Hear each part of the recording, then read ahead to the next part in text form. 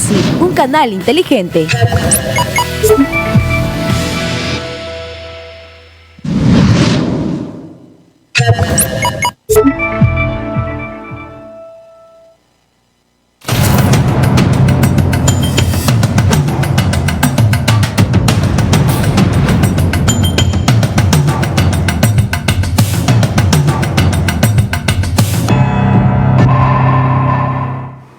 ¿Qué tal? Muy buenas tardes. Bienvenido nuevamente aquí a este conversatorio organizado por el Instituto del Futuro, aquí en UCI, un canal inteligente.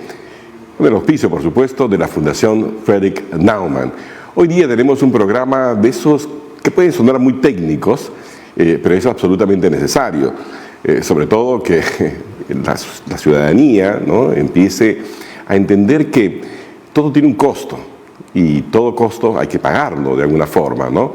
Tenemos una pandemia que ha significado, pues, gastar recursos casi infinitos, ¿no?, en tratar de luchar contra ella. Vamos a tener que gastar, estamos gastando ya millones de millones en vacunas, y todos estos recursos de alguna forma van a tener que ser generados, ¿no? Y una sospechosa, digamos, fuente de recursos podrían ser un cambio en la tributación. En los Estados Unidos acabamos de asistir, por ejemplo, ¿no?, a la presentación del presidente Biden y al anuncio de una reforma tributaria que básicamente revierte las rebajas que hizo el presidente Trump cuando inició su mandato. El presidente Biden las ha revertido, y es decir que los que más ganan, especialmente los que ganan por encima de $400,000 al año en los Estados Unidos, que no es una cifra, digamos, inusual, van a tener que pagar casi 40% de impuestos en lugar del 26% que tenían. En Colombia, por otro lado, en medio de la crisis del coronavirus, también estamos viendo que el presidente Duque ha lanzado una reforma tributaria que ha tenido como respuesta la respuesta de la gente en las calles. El tema tributario no es un tema fácil, ¿no? Por ahí dicen algunos que solo hay dos cosas ciertas en la vida: la muerte y los impuestos. Nosotros vamos a tratar hoy día el tema de una reforma tributaria, y para eso tenemos a tres personalidades en realidad. Manuel Romero Caro, economista, fundador del diario Gestión, y además también una voz autorizada en temas macroeconómicos, ¿verdad? Y con esa facilidad que él tiene para poder hacer sencillo, digamos, los temas, incluso los más difíciles. La voz autorizada en materia tributaria definitivamente es Luis Alberto Arias, economista, director de INDE Consultores, y tenemos también a Richard Almerco, abogado de Almerco Abogados y Consultores, especialista en reestructuración de empresas, porque la crisis no solamente afecta a las familias, afecta a las empresas en una especie de gran círculo vicioso, ¿no? Entonces, y claro, antes que nada, por supuesto, no voy a dejar de darle el pase a Jessica Gómez, perdón, Jennifer Gómez, siempre le cambio el nombre a Jennifer porque pienso Jennifer López, Jennifer Gómez de la Fundación Frederick Naumann, para que le dé la bienvenida al conversatorio de hoy. Jennifer, ¿cómo estás? Mil disculpas nuevamente por el error con el nombre. No te preocupes, Carlos. Buenas tardes. Muchas gracias a los panelistas de hoy día. Este tema es muy interesante, el tema tributario. Para los que no nos conocen, la Fundación Friedrich Naumann para la Libertad es una fundación que se encuentra afiliada al Partido Liberal Alemán. Es una de las 6 fundaciones que existen en Alemania. La oficina de los países andinos trabaja acá en Lima, tenemos nuestra sede acá, pero hacemos actividades también en Ecuador, en Chile, en Colombia, Bolivia y Venezuela. Por supuesto, nosotros estamos enfocados en temas como derechos humanos, economía social de mercado, smart cities, digitalización y educación de calidad. Así que los invitamos para que nos sigan nuestras redes como FNF Países Andinos en Twitter, en Instagram y en Facebook. Muchas gracias. Genial, Jennifer, muchísimas gracias. Como saben, o no sé si saben, pero quienes habla, el conductor de hoy día es, por supuesto, Carlos Anderson. Quería preguntarle a Manuel Romero Caro, ¿no? Manuel, ¿cuál es tu lectura de cómo están las finanzas públicas hoy, a un año de iniciada la pandemia? Bueno, ante todo, agradecerles a la Fundación Fresh Naumann y al Instituto del Futuro por darme esta oportunidad. Cuando recibí la invitación, lo primero que hice fue comunicarme con Carlos Anderson, porque no es ningún secreto, yo no soy ni pretendo ser ningún experto tributario. Por supuesto. Esto mucho de ello. Pero Carlos me dijo que no era un tema exclusivamente tributario. Por supuesto. Sino que era un poco más abierto, pero en fin. En todo caso, el tema de las finanzas públicas pues está en el candelero, no solamente bueno, nosotros cuando entramos a la crisis teníamos un nivel de ahorros públicos como nunca antes lo habíamos tenido. Exacto. Lo que le permitió implementar un programa que fue realizado por diferentes países, que fue subiendo desde el 12, me parece, hasta el 17 o 18 del PBI en la teoría, pero en el momento de ejecutar el nivel de ejecución fue muy bajo. No sé en cuánto será, porque por algo más del 2% y menos de 3%, Luis Alberto me corregirá si me equivoco, porque el nivel de ejecución es muy bajo. Pero de todas maneras hay una serie de compromisos fiscales que lamentablemente se están cerrando y se siguen cerrando en estos días, y comprometiendo flujos, concretamente, por ejemplo, a los créditos de gobierno a gobierno, a pesar que la primera ministra, el nivel que requerían los contratos de gobierno a gobierno, solamente para hablar de los 4 últimos contratos de gobierno a gobierno, el de la carretera central, el de la vía expresa Santa Rosa y las líneas 3 y 4 del tren, ya priorizadas, que requerirían 11.825 millones, que equivale al 80% del presupuesto del Ministerio de Transportes y Comunicaciones. Lo que no se entiende es por qué un gobierno transitorio, cuyas prioridades están fijadas, combatir la pandemia, intentar reactivar la economía, lograr unas elecciones transparentes y democráticas, se mete a suscribir estos contratos.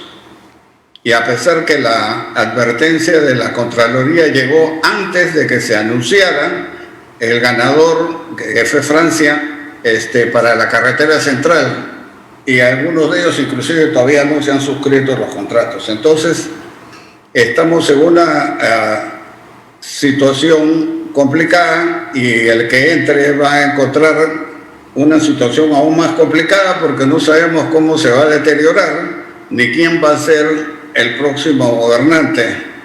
Una cosa serán las finanzas públicas con un eventual gobierno de Pedro Castillo, y otro escenario será si es que el gobierno le corresponde a Keiko Fujimori.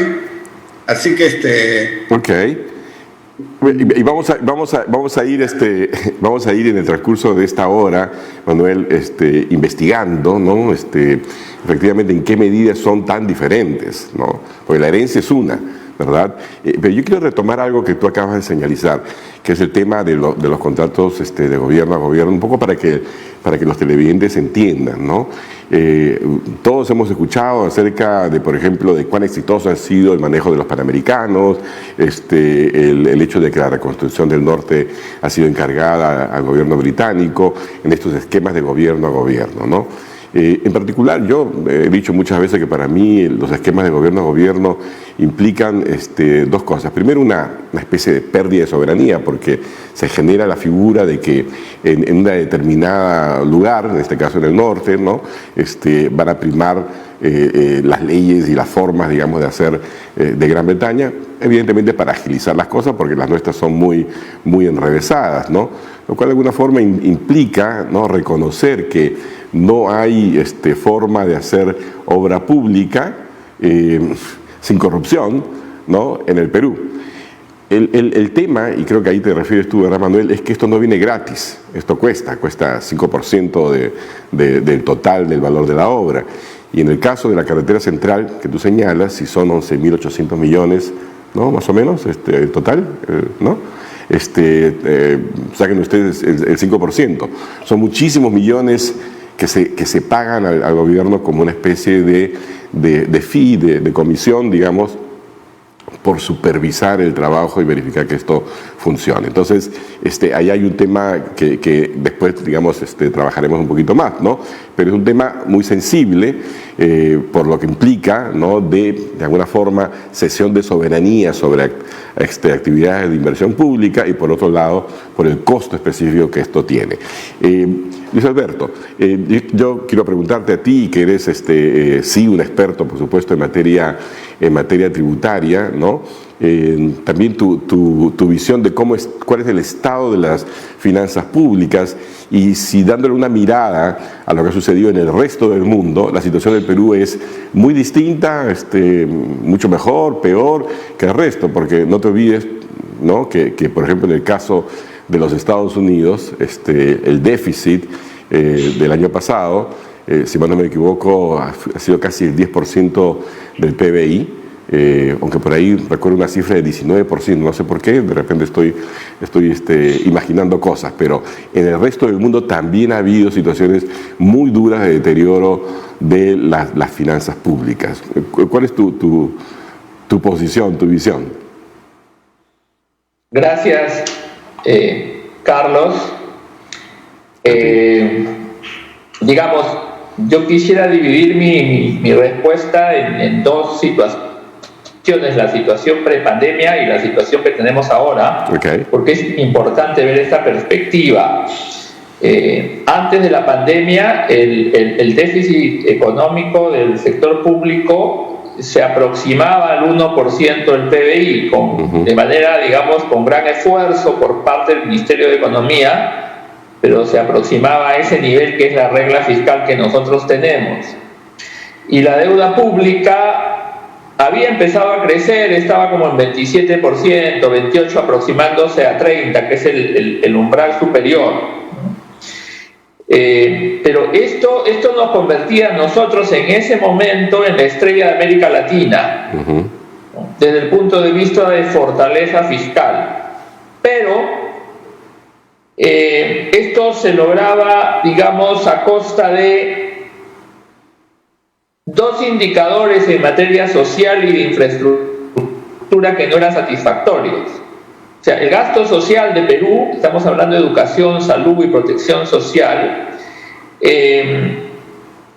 es uno de los más bajos de América Latina. O sea, estamos por debajo del promedio de América Latina. Y se ha visto las falencias en salud, ¿no? Se ha visto las falencias en protección social, en el COVID. Y por otro lado, igual el gasto de infraestructura, que había estado en niveles de 5% del PBI en el quinquenio pasado, se había reducido en el último quinquenio a 4% del PBI. Entonces, este dilema de reducir el déficit, reducir la deuda y mejorar la competitividad del país con más gasto de infraestructura y tener una mayor, digamos, impacto en la redistribución, este dilema no podía ser resuelto porque los ingresos fiscales del Perú, que son bajos, muy bajos, comparados con América Latina nomás, no solamente se han estancado, se han caído en los últimos años, en los últimos 5 años, ¿no? Entonces, llegada la pandemia, obviamente se suspendieron las reglas fiscales, la recesión trajo una caída de los ingresos, tuvimos que recurrir a más deuda, el doble de lo que veníamos emitiendo en años anteriores, usamos algo de ahorros públicos y entonces ahora estamos en una situación que puede ser calificada de delicada, pero reversible. Sin embargo, la gran pregunta es a dónde queremos ir. Si queremos retornar a la situación que tenía Perú en los niveles de prepandemia, es decir, buenos indicadores macroeconómicos sostenibles, o si queremos enfrentar el reto de superar los problemas. No voy a decir que la pandemia ha hecho evidente, pero digamos que todos somos conscientes de que necesitamos una mayor inversión en salud, necesitamos programas sociales más amplios, necesitamos un mejor gasto en educación y un mayor gasto en educación también, ¿no? Entonces, el gran reto para resolver este dilema entre sostenibilidad financiera fiscal y mayor gasto social y mayor gasto de infraestructura pasa por un problema estructural que existe desde hace 50 años. O sea, la presión tributaria de Perú, la del gobierno central, en los 70s era 14%. Y ahora, a puertas del bicentenario, sigue siendo 14% también. Entonces, esto es un reto, pero también un mea culpa, ¿no? Casi una vergüenza. Que en 50 años el Perú no haya sido capaz de tener una presión tributaria mayor, y eso no significa, en comparación con Estados Unidos, de que queremos tener un Estado más grande, elefantiásico. No, el Estado peruano es ineficiente en el gasto, sí. El Estado peruano es burocrático, sí. El Estado peruano tiene problemas de gestión también, pero el Estado peruano es un Estado pequeño en términos comparativos con sus pares en Latinoamérica, y ni comparar pues con países desarrollados, ¿no? Entonces yo creo que ese es el principal reto que tenemos los peruanos, y por supuesto ese reto va el camino que tome a Perú en los próximos 5 años, obviamente, o 10, va a depender pues de qué decidamos los peruanos dentro de poco, ¿no? Y yo voy a tratar de no digo traducir, Luis Alberto, porque evidentemente tú eres excepcionalmente elocuente, pero quiero, digamos, graficar con algunos datos, reforzando lo que tú acabas de señalizar, ¿no? En primer lugar, efectivamente, el Perú recauda muy poco, ¿no? 14%, si lo comparas con el 23% de América Latina, el total, digamos, de lo que recauda en América Latina en promedio en relación al tamaño de la economía es 23%. Y si lo comparamos con los países de la OCDE, donde está entre 35 y 40%. Entonces, efectivamente, tenemos un Estado pequeño. En segundo lugar, lo que tú has señalado, que me pareció fantástico realmente escucharlo, sobre todo de un economista de tu calibre, ¿no? Es este reconocimiento de que en el Perú hemos estado jugando un juego peligroso. El juego de decir, tenemos unas cuentas maravillosas, ¿no? Y lo voy a poner en el símil de una casa, ¿no? Tenemos una casa, un hogar, ¿no? Que tiene cuentas fantásticas en el banco, $100,000 de ahorro, poca deuda por aquí, etcétera, pero que la cama de los niños no la cambian hace 10 años, ¿no? El televisor es del siglo pasado. Los chicos apenas salen a divertirse a la calle, y salir a comer ni de juego. Es decir, y no digo eso, salud y cosas por el estilo, ¿no? Es decir, hemos exagerado, digamos, esta idea de ser los mejores de América Latina en materia fiscal, ¿no? Cosas, la verdad, innecesarias desde el punto de vista también de calificación crediticia, porque esos indicadores que tú has señalizado, por ejemplo, ¿no? Países que tienen la misma calificación crediticia que el Perú, no tienen pues niveles tan bajos de endeudamiento ni nada por el estilo, ¿no? Entonces aquí, porque el costo ha sido muy alto, el costo ha sido 30 años más o menos de no invertir en educación, de no invertir en salud, de no invertir en la generación, por ejemplo, de empleo formal y cosas por el estilo, ¿no? Y hoy en día estamos pagando las consecuencias, ¿no? Más o menos una traducción adecuada, Luis Alberto, o te parece que hay una mala interpretación de mi parte. No, estamos de acuerdo con el buen resumen que haces, sin duda. Okay.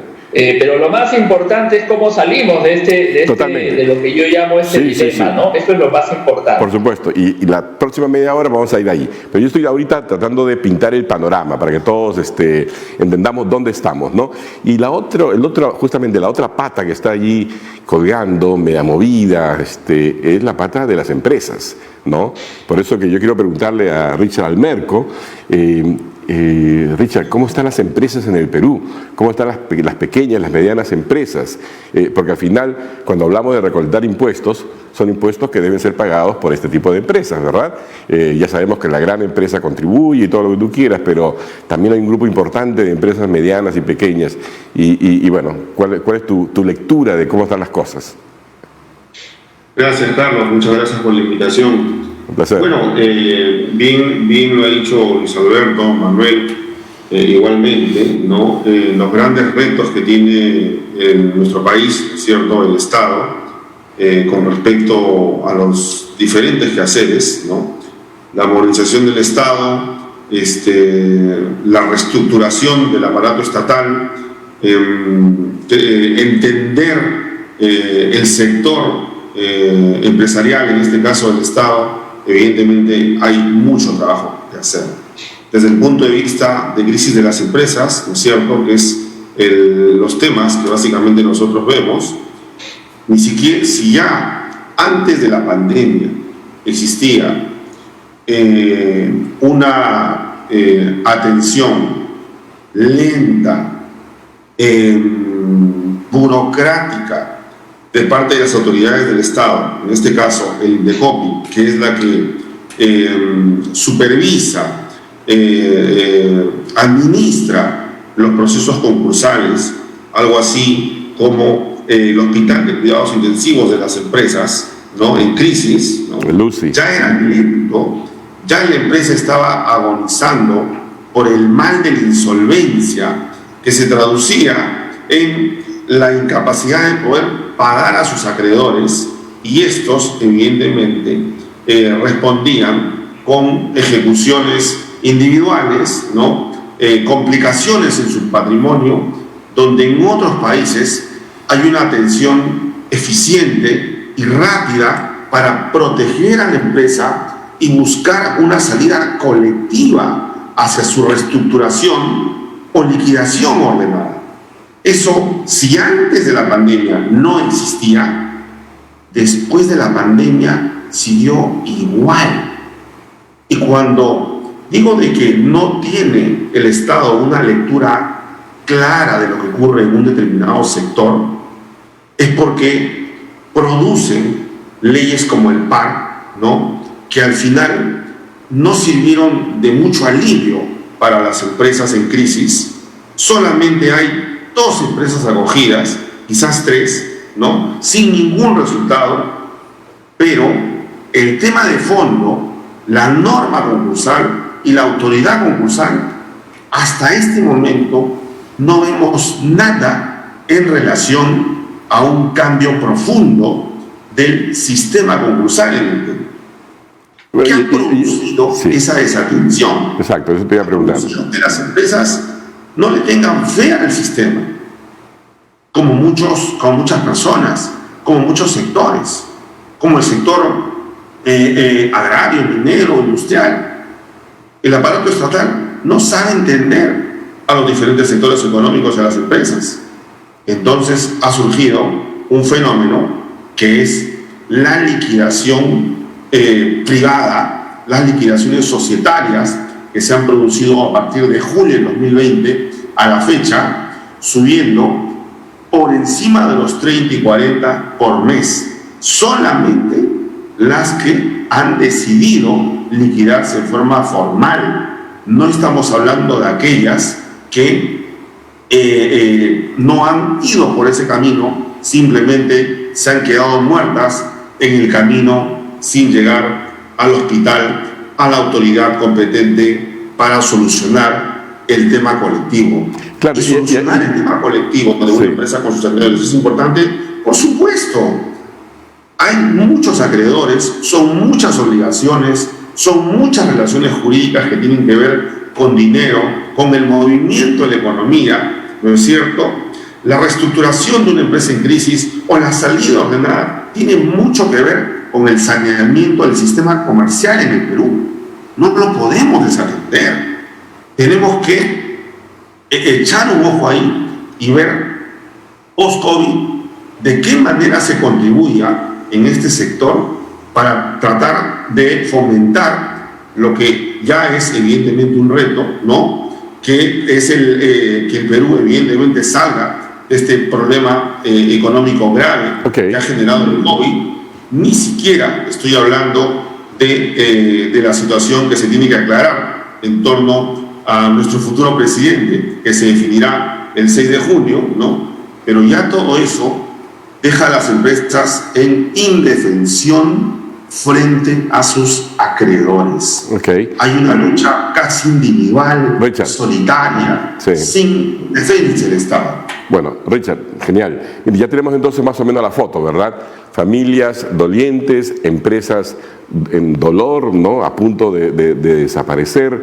El Estado que ha sacrificado muchos recursos, por eso es que tiene un déficit muy grande, que ha tenido que endeudarse y por eso ha aumentado el nivel de deuda. Esa es la foto, esa es la foto que va a recibir cualquiera de los dos que resulte ser elegido presidente para el periodo 2021-2026. Manuel Romero Caro, tú mañana, ministro de Economía, ya sea de Pedro Castillo o de la señora Keiko Fujimori, ¿dónde pondrías el énfasis?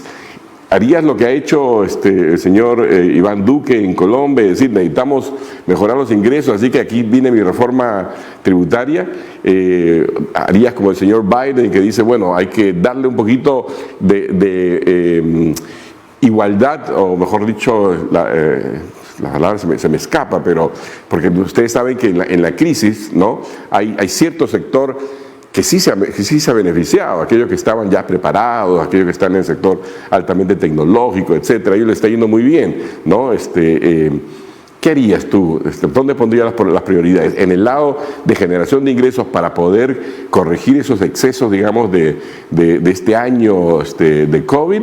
¿O pondría más bien el énfasis en generar empleo, en gastar un poco más, y no sé, con el impacto que eso pueda tener sobre las cuentas públicas? Bien, de aceptar lo que no voy a aceptar. Creo que esas ya las dos alternativas las han planteado. En el primer caso, yo creo que, cuando mencionó Luis Alberto, yo creo que no hay dilema. No creo que nadie en su sano juicio quiera regresar a la situación previa a la pandemia, en la que podía cumplir con la regla fiscal y tener los mejores indicadores, pero a costa de sacrificar toda la infraestructura social. O sea, para mí, al menos no hay ese dilema, y es evidente que la primera prioridad tendría que ser esa: salud, educación, infraestructura, etcétera. Después, un segundo tema lo quiero vincular al segundo tema que se mencionó y que lo mencionó Richard, y que es, tú has preguntado por el estado de situación de las pequeñas empresas. Para darte un par de cifras nada más, el sector de las microfinancieras está pasando una crisis de tal magnitud que el MEF se ha visto en la obligación de implementar un nuevo programa de fortalecimiento patrimonial y reforzar el sistema de FAE-MIPE, incluyendo a 4 nuevos sectores. La tasa de morosidad de las financieras ha pasado de 4,93 a 11,87 de febrero de 20 al febrero de 2021. Y en el caso de las cajas rurales ha pasado de 8,76 a 12,56 en el mismo periodo, es decir, febrero 20 a febrero 20 de 2021. Obviamente estos niveles de morosidad son los que han generado que las microfinancieras, estoy hablando de cajas municipales, cajas rurales, financieras, etcétera, entraran en riesgo de ser intervenidas por la Superintendencia de Banca y Seguros, Entonces ese es un sector prioritario y el gobierno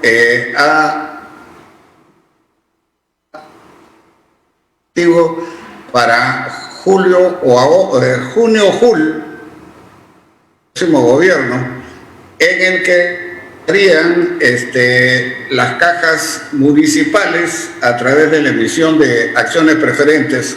Como todos sabemos, las cajas municipales son de propiedad estatal y estas acciones preferentes serían aportadas en 2/3 por el Estado, o sea, por el Ministerio de Economía y Finanzas, y 1/3 por los privados.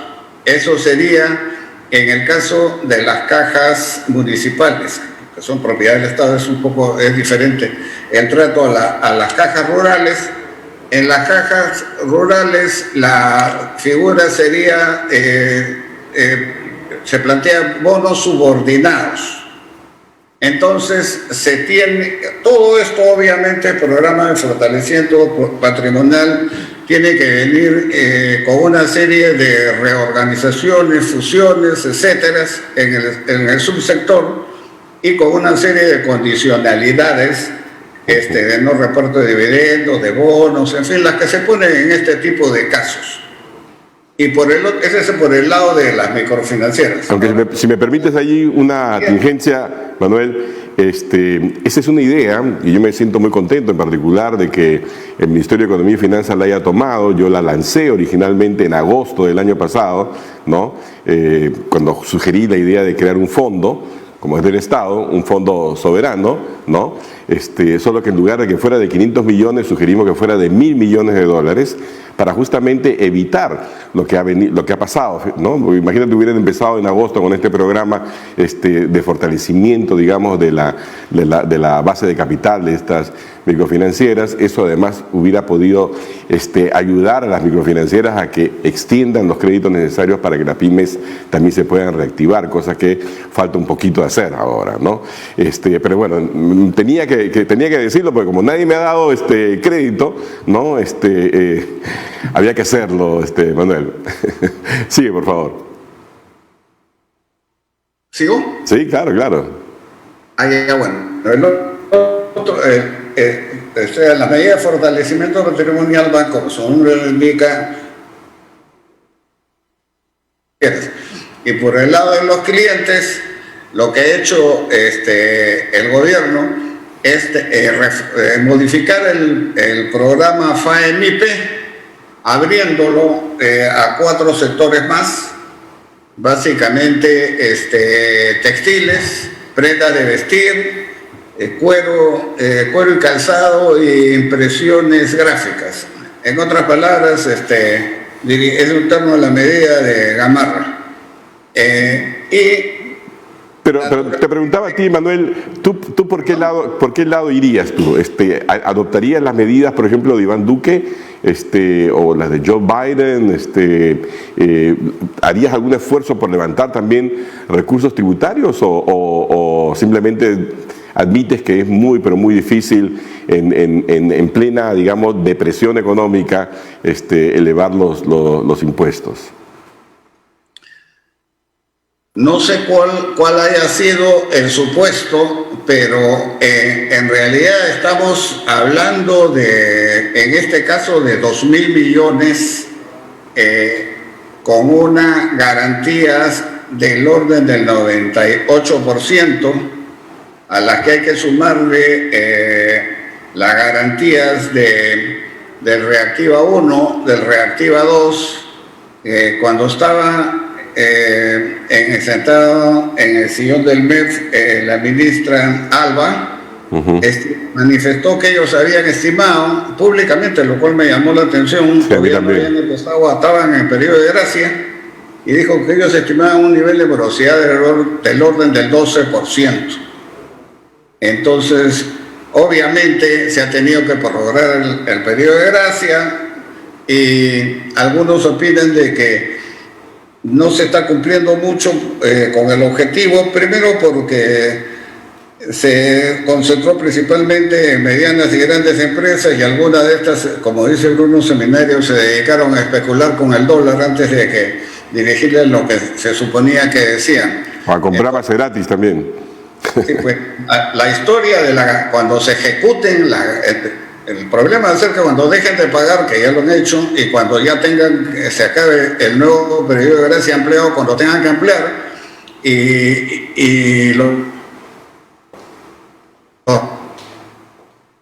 entonces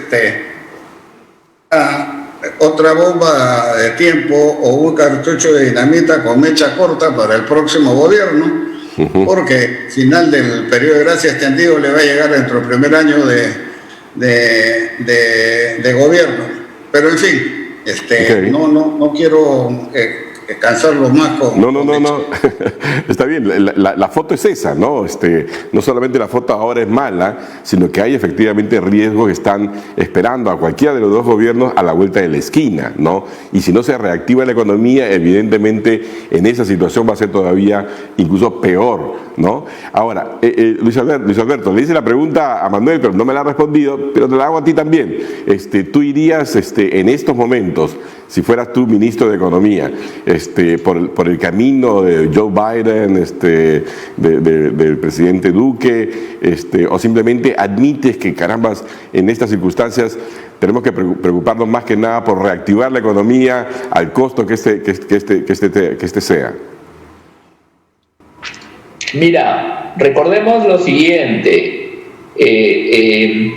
nosotros somos el país con más muertos por millón en el mundo, y somos el país que generamos la recesión más grande en el mundo.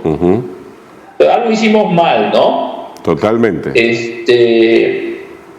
Y yo creo que dentro de las cosas que hicimos mal fue que nos demoramos demasiado en hacer llegar recursos a las personas más afectadas. O sea, hicimos una cuarentena muy fuerte y los bonos se demoraron demasiado en llegar.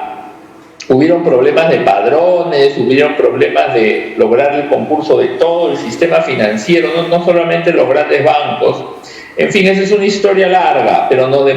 Y en cuanto a la inversión pública, bueno, cuando entramos en cuarentena, el gobierno también entró en cuarentena, y entonces la inversión pública en realidad recién empieza a crecer en noviembre, diciembre. Es decir, en los primeros 6 meses después del encierro forzado, nosotros aplicamos una política fiscal contractiva y los datos lo evidencian.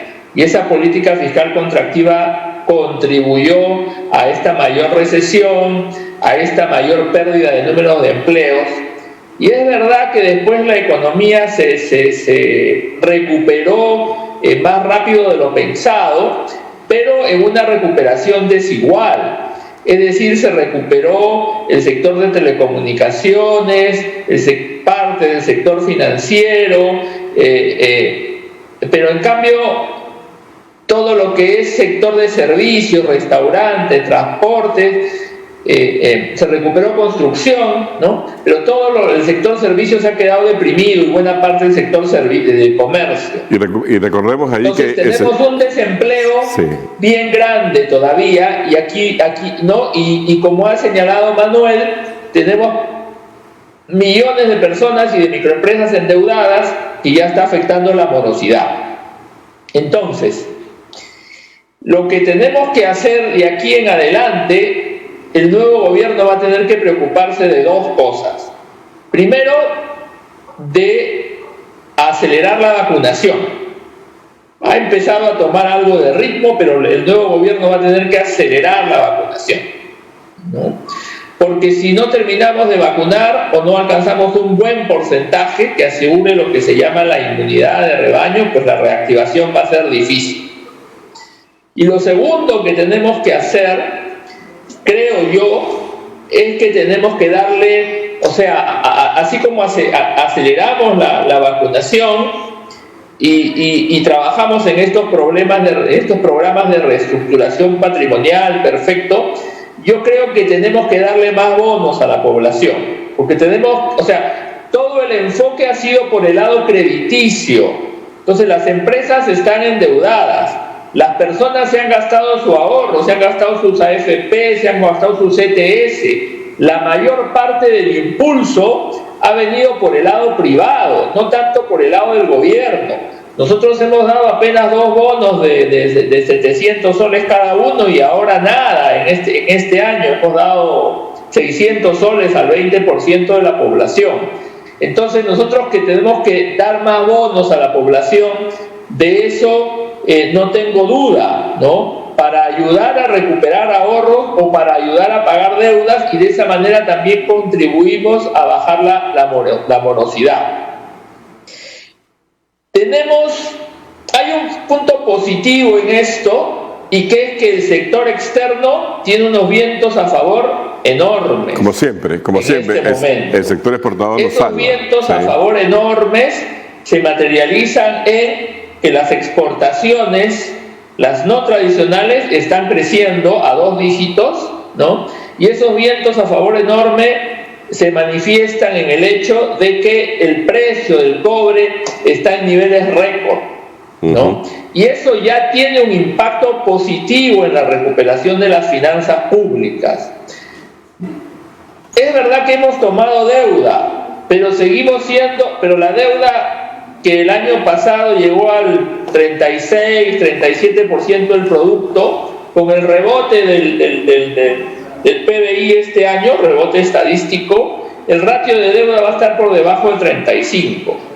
Y los ahorros no los hemos consumido en buena parte, ¿no? Están allí. Tenemos un espacio fiscal para apoyar la reactivación, ¿no?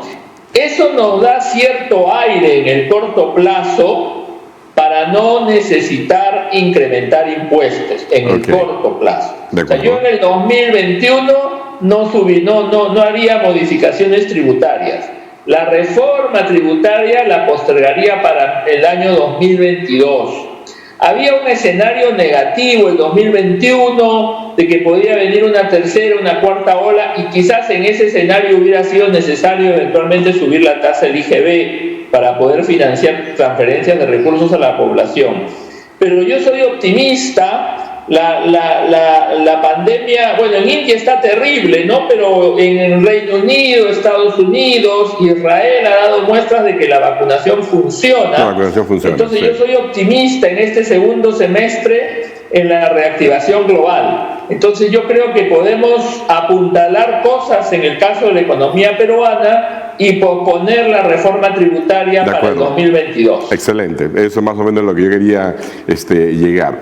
Y en materia, digamos, de impulsar la recuperación de las empresas, Richard, hemos hablado, Manuel hizo referencia a la necesidad de ampliar el periodo de gracia, digamos, de Reactiva 1, Reactiva 2, es algo que también nosotros hemos propuesto por escrito, ¿no? Y me parece bien. Yo creo que desde un principio hubo una mala lectura de la crisis, ¿no? Porque se pensó que iba a ser de muy poco tiempo, de muy corto plazo, ¿no? La realidad ha mostrado pues que no era así, y las empresas no están en capacidad de repagar deuda, no de manera inmediata. Pero, ¿qué tendríamos que hacer, qué tendría que hacer un nuevo gobierno, digamos, para evitar que las empresas sigan muriendo? Porque se están muriendo. O sea, ¿qué hacemos rápidamente? Sí, bueno, en realidad el mismo entendimiento que ha hecho el Estado con respecto a los temas de reactiva, de postergar el tema del cumplimiento de los pagos, los otros sectores más importantes que componen los cuadros de acreedores de las diferentes empresas, sea cual sea su tamaño, son las entidades financieras y la SUNAT. Entonces, con respecto a la SUNAT, pues el año pasado, evidentemente con las medidas de postergar determinados pagos, como el tema de la renta, el oxígeno de las declaraciones luego de determinados meses, evidentemente alivió el quehacer comercial de las empresas. Pero en el 2021 hemos cargado como si en realidad las cosas en términos económicos fueran normales. Y como lo ha dicho Luis Alberto y también Manuel, la recuperación no es homogénea. La recuperación económica está siendo focalizada, servicios, el sector hotelero, el sector turismo, la gastronomía, etcétera, son sectores que vienen siendo deprimidos y todos alrededor. Los otros evidentemente se están recuperando, pero todavía no estamos, estamos muy lejos. Yo estaba revisando, Richard, yo estaba revisando, por ejemplo, lo que está haciendo en los Estados Unidos el Small Business Administration, que es la Administración de Pequeños Negocios, que es una entidad que a mí me encantaría recrear aquí en el Perú, ¿no? Ha, por ejemplo, preparado una serie de paquetes, digamos, de financiamiento específicamente para revivir el sector de restaurantes. ¿Crees tú que nosotros deberíamos hacer cosas parecidas, digamos, esquemas de financiamiento para darle alivio y un poco la oportunidad de renacer a restaurantes, a hoteles, a sectores que son del sector servicios justamente, que son grandes empleadores y sobre todo son empleadores de mujeres? ¿Tú qué piensas?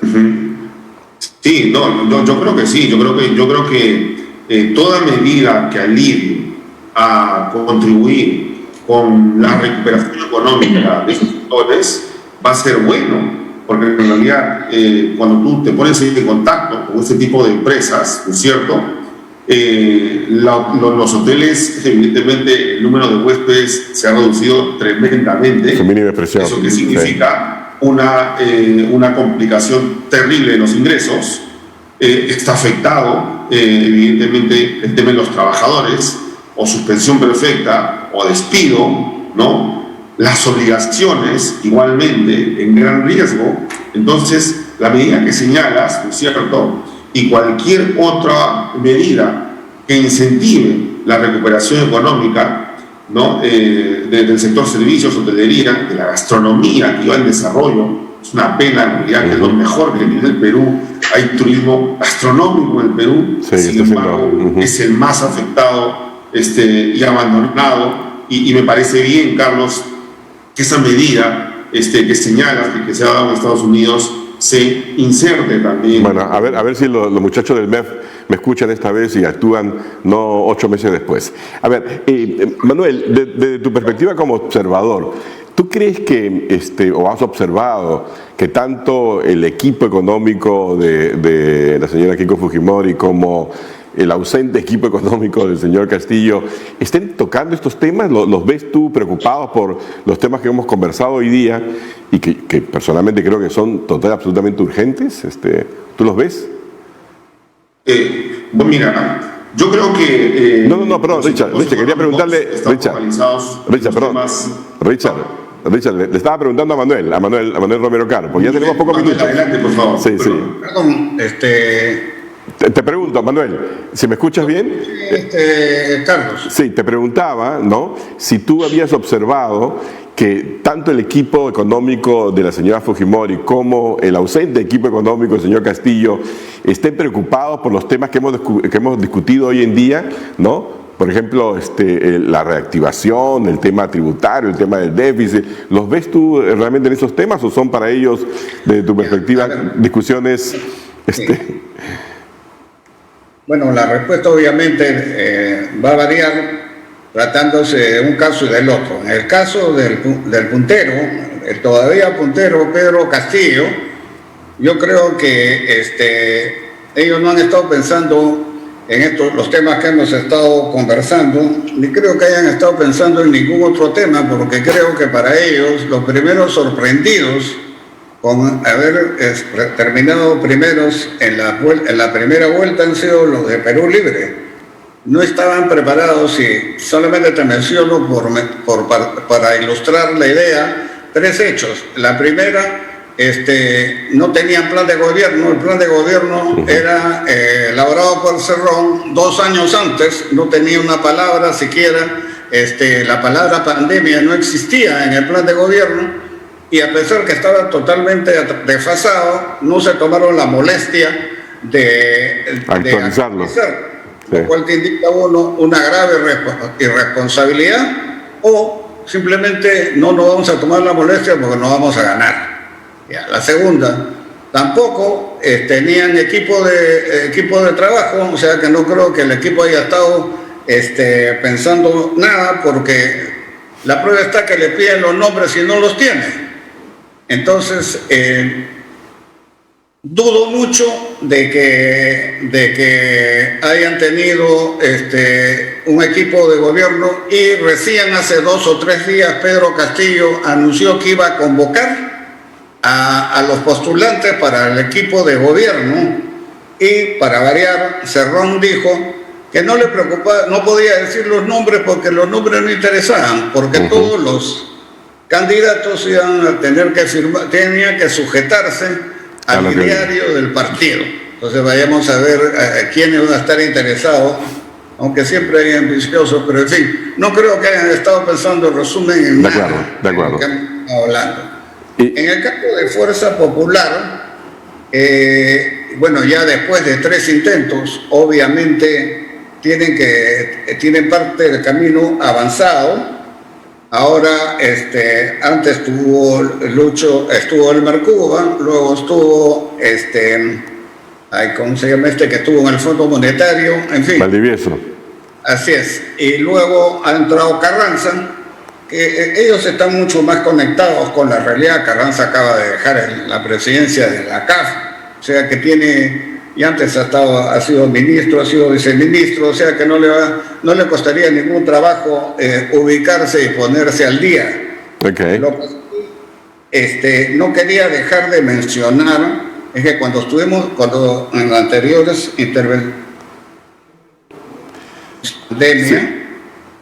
para mí, al margen de los aspectos de salud, ¿no?, la medida que más daño hizo desde el punto de vista económico fue que el cierre de actividades se hizo a la bruta. A la bruta. Manuel, y con esa afirmación tan contundente de que fue hecha a la bruta, tenemos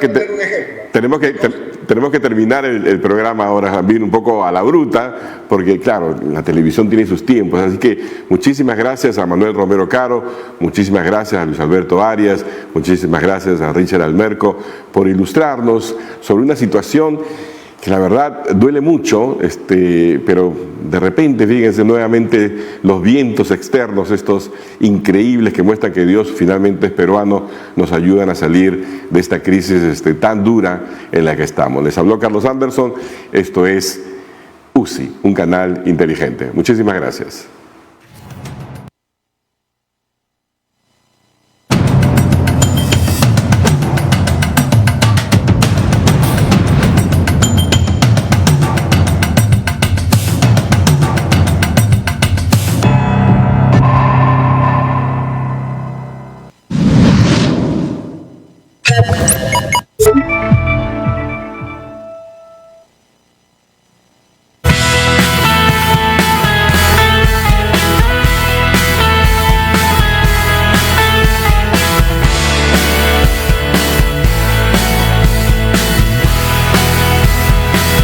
UCI, un canal inteligente.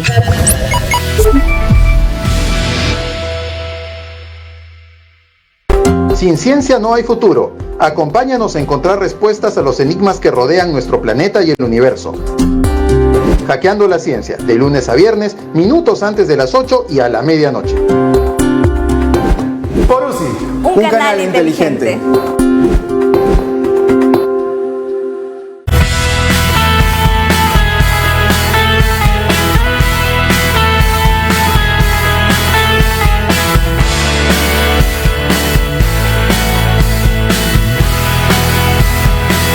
UCI, un canal inteligente.